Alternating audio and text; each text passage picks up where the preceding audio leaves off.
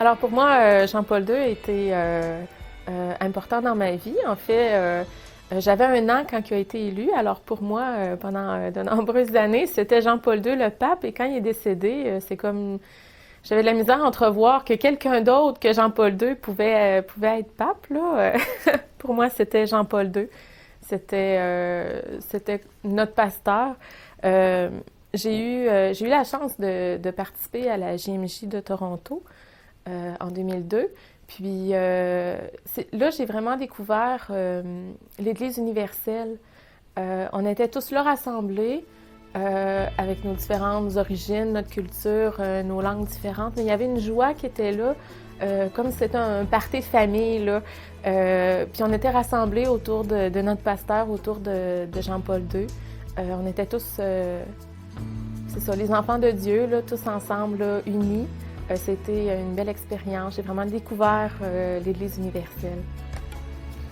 À la JMJ de Toronto aussi, dans l'affluence des gens, j'ai pu rencontrer plusieurs jeunes consacrés. Et bon, on sait qu'au Québec, il y en a un peu moins. Alors pour moi, ça m'a donné beaucoup d'espérance. C'était une occasion pour moi de voir qu'on peut encore, en tant que jeune, c'est encore possible de donner sa vie à Dieu, de se consacrer. Celui que de nos yeux nous avons vu,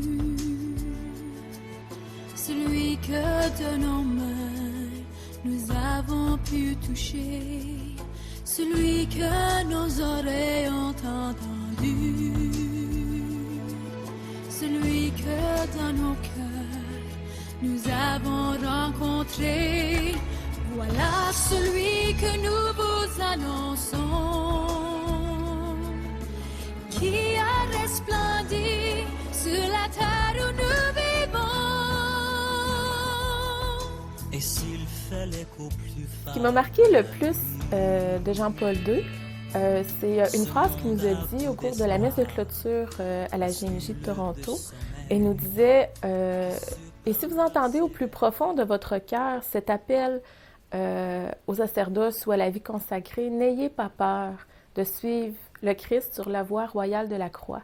N'ayez pas peur. » C'est sûr que dans mon cheminement, je me sentais un peu interpellée, mais en même temps, les renoncements, je voyais plus ça, je voyais plus la croix que la joie de la vie consacrée. Et n'ayez pas peur, ça m'a donné l'espérance. Puis par la suite, dans mon cheminement vocationnel, je passais plus à... Disons, je me sentais un peu interpellée, mais j'avais une attitude plus passive. Par la suite, j'ai été un peu plus active là, à chercher, à essayer de voir, bon, peut-être quelle communauté, chercher de l'accompagnement pour m'aider à voir clair aussi dans cet appel. Et cette phrase m'a vraiment interpellée. L'appel était là, puis c'est comme s'il est venu réveiller quelque chose en moi qui par la suite a grandi, a cheminé avec le temps. Puis nous interpellait aussi à la sainteté, dans les temps difficiles de l'Église aujourd'hui. La sainteté est un devoir pressant.